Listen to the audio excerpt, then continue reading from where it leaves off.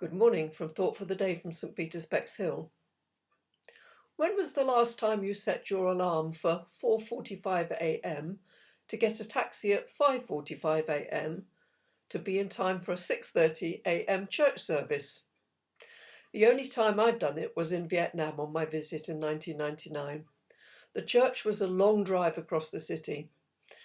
I wrote in my diary at the time that I will never grumble again about getting up for the 9 a.m. service, although I expect I have.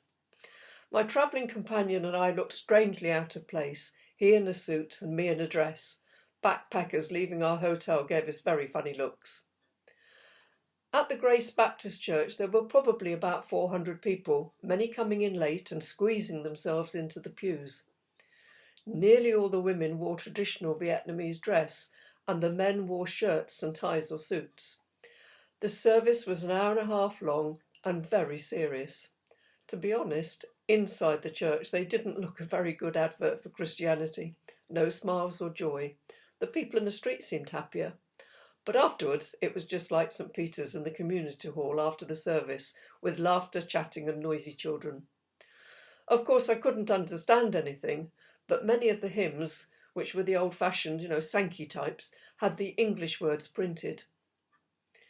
A Canadian couple was sat behind us and they kept leaning forwards to tell us what the many Bible readings were, but as to the sermon, we were on our own. This was what was called an open church and apparently was only allowed by the government to exist within strict guidelines. One lady told me that if you wanted clapping and noise, you go to a house church, but that could be dangerous because they weren't officially allowed.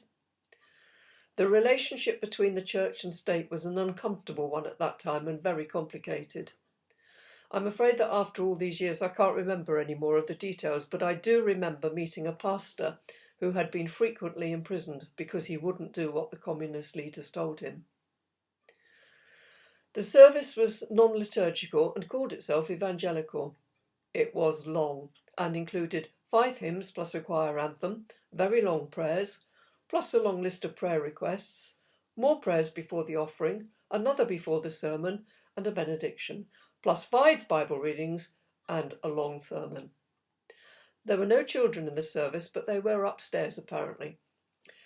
Otherwise, there was a cross-section of ages, including a lady of 85 who had been baptised the previous week, and a man of 75 who had been a communist general and was converted while in a re-education camp. He then had to stay there for 9 years because he had become a Christian. Our church experience on the second Sunday was very different.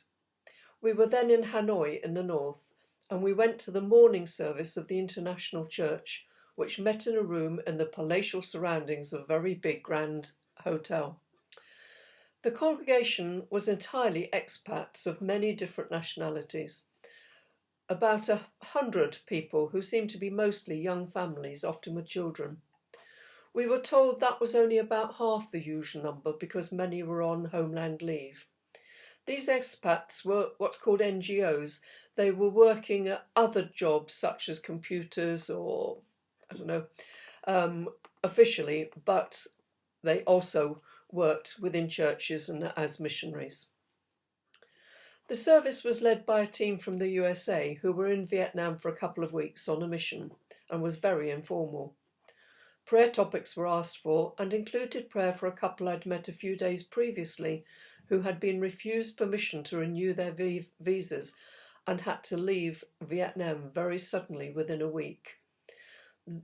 When I saw them, the wife was in tears, not for herself, but because of the projects that they'd set up that would probably flounder without the leadership.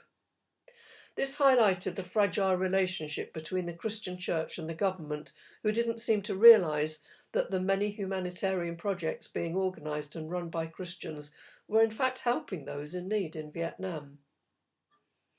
There was a lot to think about, and I was aware that there was much I had little understanding of.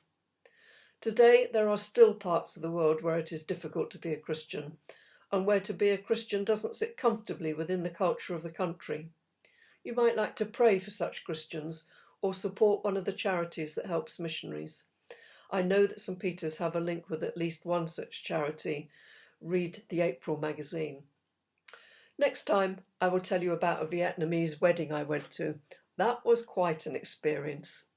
In the meantime, take care and stay safe as we look forward to the easing of some of the restrictions.